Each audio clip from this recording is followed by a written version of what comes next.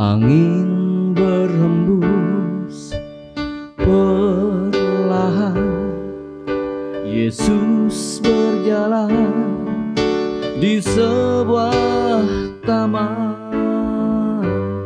Berlinang air matanya mengenangkan dosa manusia. Betapa besar pengorbanannya untuk menebus dosa umatnya. Dia dihina juga disiksa di bukit Golgota. Dia dihina juga disiksa di bukit Golgota.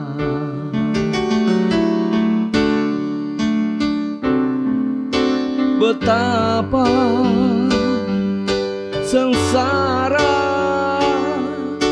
hidupmu, Tuhan.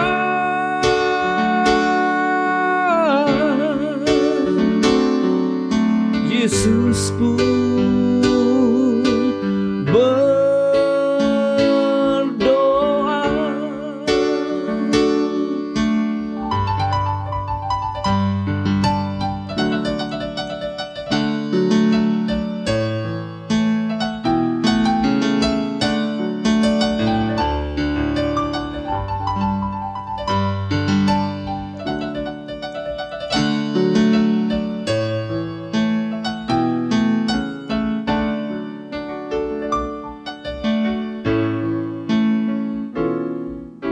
Angin berhembus perlahan, Yesus berjalan di sebuah taman.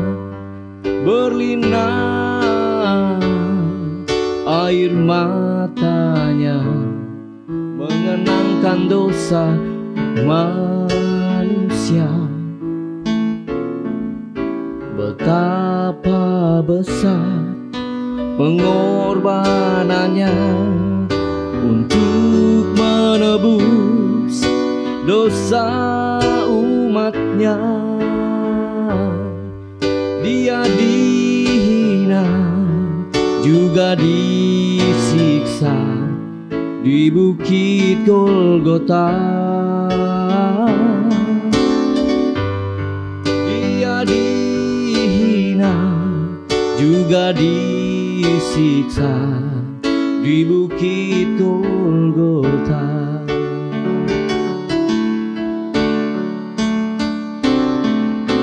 Betapa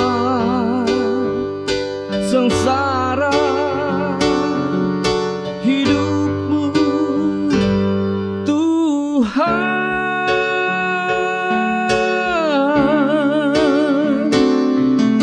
Yesus pun berdoa.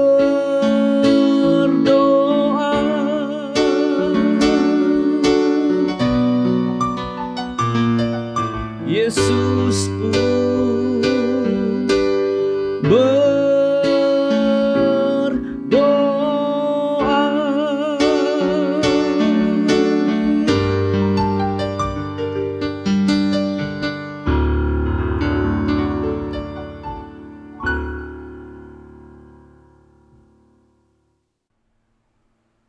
Shalom Bapak Ibu, Saudara-saudari Jemaat Tuhan.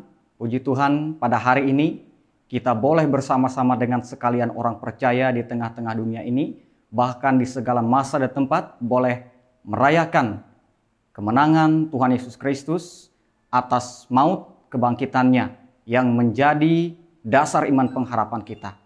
Oleh karena itu, marilah kita bersama-sama merayakan kemenangan iman ini dengan mendengarkan firman Tuhan berdasarkan 1 Korintus pasal 15 ayat 55 sampai 57. Hai maut, di manakah kemenanganmu? Hai maut, di manakah sengatmu? Sengat maut ialah dosa, dan kuasa dosa ialah hukum Taurat. Tetapi syukur kepada Allah yang telah memberikan kemenangan kepada kita. Kemenangan oleh Yesus Kristus, Tuhan kita. Mari kita mendasarkan ibadah kita di dalam pertolongan Tuhan, di dalam votum dan salam. Pertolongan kepada kita ialah Allah yang telah membangkitkan Kristus dari antara orang mati sebagai yang sulung dari orang-orang yang meninggal. Damai sejahtera bagi saudara sekalian. Amin.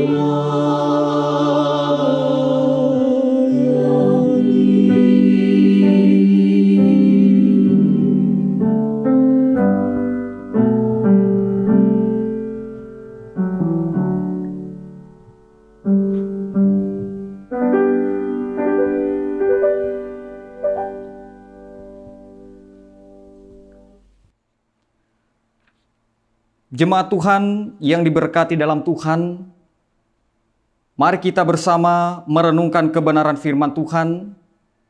Pada hari ini diambil dari Injil Yohanes pasal 20 ayat 1 sampai 18.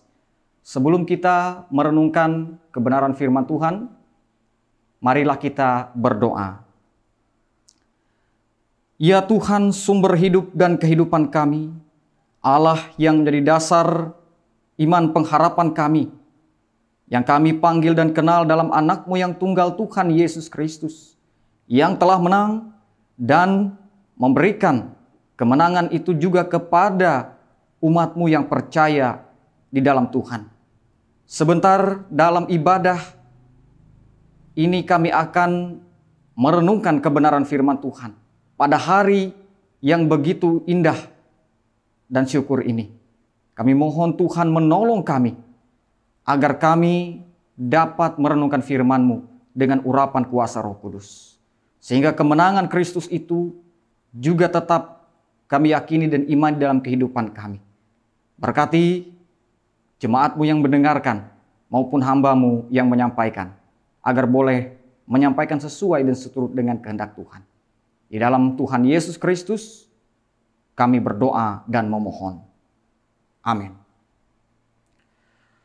Injil Yohanes pasal 20 ayat 1 sampai 18 menjadi dasar di dalam kebenaran firman Tuhan dalam ibadah Paskah yang pertama, Minggu tanggal 4 April 2021 ini. Bapak, Ibu, Saudara-saudari sidang jemaat Tuhan yang diberkati dalam Tuhan Yesus Kristus.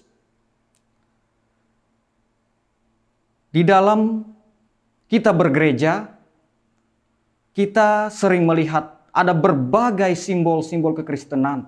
Tentu sebagai identitas Kristen berakar dari kata Kristus, pengikut Kristus. Sehingga simbol-simbol keagamaan yang sering kita jumpai adalah salib. Dan yang menarik salib di dalam gereja atau kehidupan kita sebagai umat Tuhan, kita lihat juga ada yang berupa salib polos. Karena itu juga melambangkan kemenangan Kristus. Artinya Kristus tidak di sini, tetapi ia sudah bangkit dan ia menang. Ia naik ke sorga dan memberikan kemenangan itu juga kepada umatnya. Sehingga salib yang ditampilkan adalah salib yang polos tanpa ada korpus, atau dalam bahasa Latin disebut tubuh, yaitu tubuh Kristus. Bapak, Ibu, Saudara-saudari sidang jemaat Tuhan, saking pentingnya hari itu, kebangkitan Kristus itu pada hari ketiga, pada hari pertama minggu itu, maka tentu mustahil umat Tuhan tidak merayakannya. Jemaat perdana pun merayakannya. Di dalam Kisah Rasul pasal 20 ayat 7, juga dalam 1 Korintus pasal 16 ayat 2 yang menjadi dasar teologis, mengapa mereka berkumpul pada hari pertama minggu itu, yaitu hari Minggu, adalah karena Kristus bangkit dan menang. Lalu hal itu mereka rayakan karena begitu penting, mustahil mereka tidak merayakannya. Sebab orang Yahudi menghitung hari dimulai dari pukul 18 atau pukul 6 sore. Berbeda dengan perhitungan kita pada zaman sekarang yang menghitung hari dimulai dari pukul 00 atau pukul 12 malam. Maka karena itu pukul 6 sore pada hari Jumat sudah masuk hari Sabtu atau hari Sabat. Oleh karena itu tentu saja mayat Kristus harus cepat-cepat dikubur supaya tidak dianggap menajiskan kekudusan hari Sabat. Jemaat Tuhan sekalian yang diberkati Tuhan, begitu pentingnya hari itu karena yang terjadi. Maka juga Paulus dalam 1 Korintus pasal 15 ayat 14 mengatakan, andai kata Kristus tidak dibangkitkan, maka sia-sialah pemberitaan mereka dan sia-sialah kepercayaan seluruh umat percaya. Dan termasuk kita juga, andai kata Kristus tidak dibangkitkan, sia-sialah pemberitaan firman Tuhan. Sia-sia kita menjadi orang Kristen, sia-sia kita menjadi pendeta dan seterusnya. Tetapi yang benar adalah Kristus dibangkitkan. Namun orang yang tidak percaya tetap saja berusaha membantahnya. Misalnya Mahkamah Agama Yahudi pada saat itu dalam Matius 28 ayat 11 sampai 15 menuduh murid-murid yang mencuri dan mengambil mayat Tuhan Yesus Kristus. Padahal kita tahu bahwa pada hari Jumat sore itu murid-murid ketakutan. Mereka minoritas dari minoritas. Mereka mengunci diri, mereka bersembunyi. Mereka tidak berani. Bagaimana mereka bisa mengambil mayat dalam tindakan heroik semacam itu? Yang kedua, bila yang mengambil mayat Tuhan Yesus adalah orang lain, mengapa mereka tidak menunjukkan sebagai bukti untuk mematahkan kebangkitan Kristus? Karena tunjukkan saja buktinya, inilah mayatnya. Kebangkitan tidak pernah ada. Lagi pula Bapak Ibu jemaat Tuhan, bila laporan Injil Yohanes ini dianggap dikarang atau dibuat-buat, mengapa sang pengarang tidak melaporkan, memakai saksi yang lebih meyakinkan? Karena mohon maaf, kita tahu perempuan pada saat itu dianggap tidak lebih daripada laki-laki, kurang dalam budaya patriarkat pada saat itu. Saksi-saksi yang juga menyaksikan ada begitu banyak saksi mata yang ada. Bahkan yang paling banyak dalam 1 Korintus 15 ayat 6 ada 500 orang lebih secara sekaligus melihat kebangkitannya. Juga surat-surat Paulus yang ada yang berjarak puluhan tahun dari peristiwa kebangkitan. Karena semakin dekat dengan peristiwa yang terjadi, semakin akurat laporan tersebut. Juga ada banyak catatan dari laporan di luar kekristenan yang dalam hal ini tidak memiliki kepentingan untuk membela Kristen. Mereka bukan orang Kristen, mereka orang Yahudi, mereka sejarawan Romawi dan filsuf dan seterusnya. Misalnya kita ambil contoh, ada laporan Flavius Josephus, laporan Tacitus, Plinius Muda, Lucian, Celsus, Satiris, literatur rabbinik Yahudi, dan yang lain-lain. Artinya kekristenan memiliki naskah awal kitab suci yang juga paling banyak dan paling bagus di dunia ini. Bahkan kita memiliki begitu banyak bukti penunjang secara historis. Jemaat Tuhan sekalian, narasi para perempuan ini sebagai saksi awal kebangkitan Kristus adalah merupakan kebenaran. Seakan juga narasi kita mewakili kaum yang dianggap minoritas, kaum yang dianggap didiskriminasi, kaum yang bergumul, kaum yang dianggap kecil, tetapi memiliki hati dan memiliki tekad dan kemauan untuk memberitakan kebenaran firman Tuhan itu, untuk mewartakan kebangkitan Kristus sebagai Tuhan dan Juru Selamat tersebut. Penutup kita pada kebenaran firman Tuhan pada hari ini, di dalam ayat yang ke-9 disebutkan, sebab selama itu mereka belum mengerti isi kitab suci yang mengatakan bahwa ia harus bangkit dari antara orang mati. Ada yang menarik dari lukisan Caravaggio pada tahun 1602 yang melukis tentang ketidakpercayaan Santo Thomas, yang ia beri judul Ketidakpercayaan Santo Thomas. Dilukiskan Thomas sedang mencucukkan jarinya di bekas luka lambung Yesus yang sudah bangkit dan menang. Namun lihatlah, ada dua orang murid, dalam hal ini Petrus dan Yohanes, yang juga mendekat dengan ekspresi malu-malu, memastikan apa yang mereka sudah percayai dan mereka pastikan kembali. Oleh karena itu, biarlah kita tetap mempercayai, meyakini apa yang sudah kita yakini. Bahwa Kristus menang dan Kristus bangkit, jangan ada keraguan seperti keraguan Thomas. Sehingga kita dapat merayakan Paskah ini dengan penuh ucapan syukur, dan secara tidak langsung, setiap hari Minggu kita beribadah, kita juga merayakan Paskah, kebangkitan Kristus yang sudah menang dan bangkit.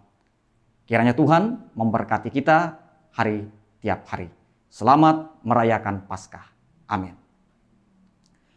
Bapak Ibu jemaat Tuhan, saudara-saudari sekalian yang diberkati Tuhan kita Yesus Kristus, bersama-sama pada kesempatan ini mari kita bersatu dalam doa yang kita doakan bersama-sama. Mari kita berdoa.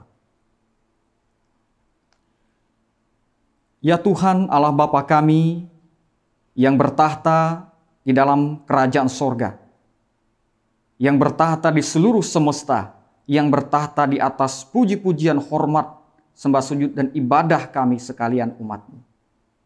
Terima kasih atas kebenaran firman-Mu yang boleh kami renungkan, di mana pada saat ini seluruh umat percaya di dunia ini, bahkan di segala masa dan tempat bersama-sama merayakan dengan penuh sukacita, mensyukuri, meyakini, dan memaknai kembali peristiwa kebangkitan Kristus yang menjadi dasar iman pengharapan kami sekalian dalam mengikuti Tuhan. Bahwa Tuhan tidak mati, Tuhan tidak kalah, Tuhan tidak berbohong, tetapi Engkau adalah Tuhan dan Juru Selamat satu-satunya. Terima kasih Tuhan. Oleh karena itu, pakailah kami menjadi alat di tangan Tuhan. Meskipun kami mungkin kecil, kami mungkin bergumul, kami mungkin didiskriminasikan, dan kami mungkin memiliki berbagai keterbatasan, kekurangan, dan kelemahan. Pakailah kami seperti Tuhan sudah menggerakkan tekad dan kemauan hati dari para perempuan yang menjadi saksi awal memberitakan kemenangan dan kebangkitan Kristus tersebut. Terima kasih Tuhan Yesus Kristus. Pada kesempatan ini kami pun bersama-sama bersatu di dalam doa iman pengharapan, dalam satu percaya, sebab kami percaya Tuhan layak dan patut untuk dipercaya. Kami berdoa, biarlah Tuhan memberkati seluruh gereja Tuhan di tengah-tengah dunia ini. Meskipun kami menyadari akhir-akhir ini, gereja Tuhan pun juga mengalami berbagai pergumulan, khususnya dalam melaksanakan tugas panggilan gereja untuk mewartakan kebenaran firman Tuhan. Mampukanlah seluruh gereja Tuhan di tengah-tengah dunia ini untuk dapat melaksanakan tugas tanggung jawab dan pelayanan Tuhan. Berkati kami juga selaku gereja yang hidup, selaku individu, selaku umat Tuhan. Berkati seluruh upaya jemaat-Mu Tuhan dalam menyaksikan kabar kebenaran firman Tuhan, terutama di tengah-tengah pandemi COVID-19 ini. Agar kiranya pertolongan Tuhan tetap nyata juga di atas seluruh upaya penanganannya.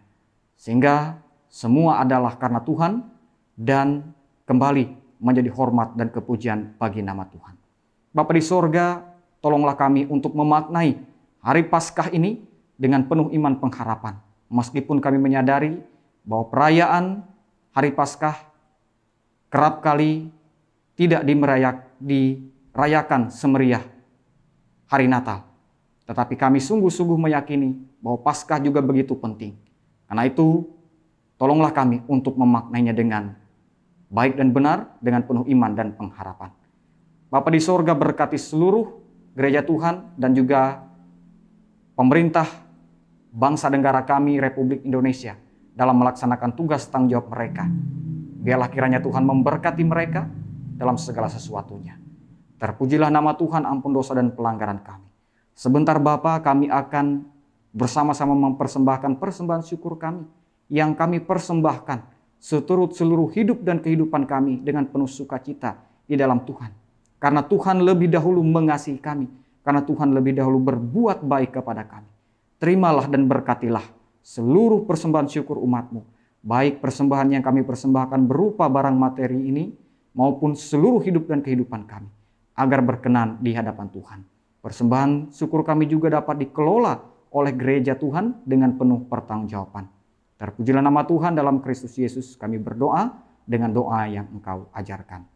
Bapa kami yang ada di sorga, dikuduskanlah nama-Mu. Datanglah kerajaan-Mu, jadilah kehendak-Mu di bumi seperti di sorga. Berikanlah kami pada hari ini makanan kami yang secukupnya, dan ampunilah kami akan kesalahan kami, seperti kami juga mengampuni orang yang bersalah kepada kami. Dan janganlah membawa kami ke dalam pencobaan, tetapi lepaskanlah kami daripada yang jahat. Karena Engkaulah yang mempunyai kerajaan dan kuasa dan kemuliaan sampai selama-lamanya. Amin.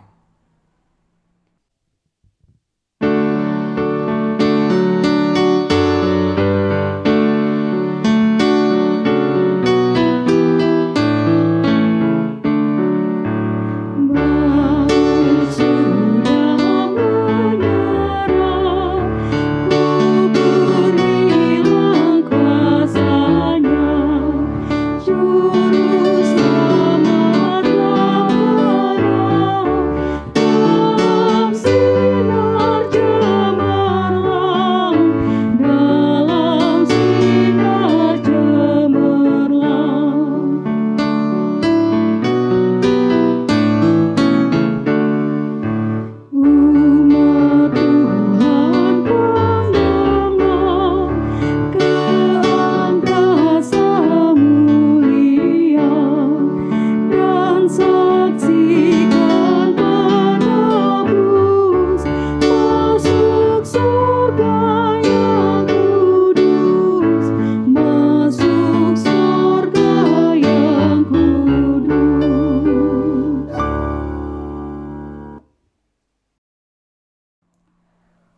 Jemaat Tuhan sekalian yang dikasihi dan diberkati dalam Tuhan kita Yesus Kristus, marilah kita bersama-sama menerima berkat Tuhan dengan penuh sukacita, damai sejahtera, dan iman pengharapan di dalam Tuhan. Terimalah berkat Tuhan dengan sukacita dan damai sejahtera. Tuhan memberkati engkau dan melindungi engkau. Tuhan menyinari engkau dengan wajah-Nya dan memberi engkau kasih karunia. Tuhan menghadapkan wajah-Nya kepadamu dan memberi engkau damai sejahtera.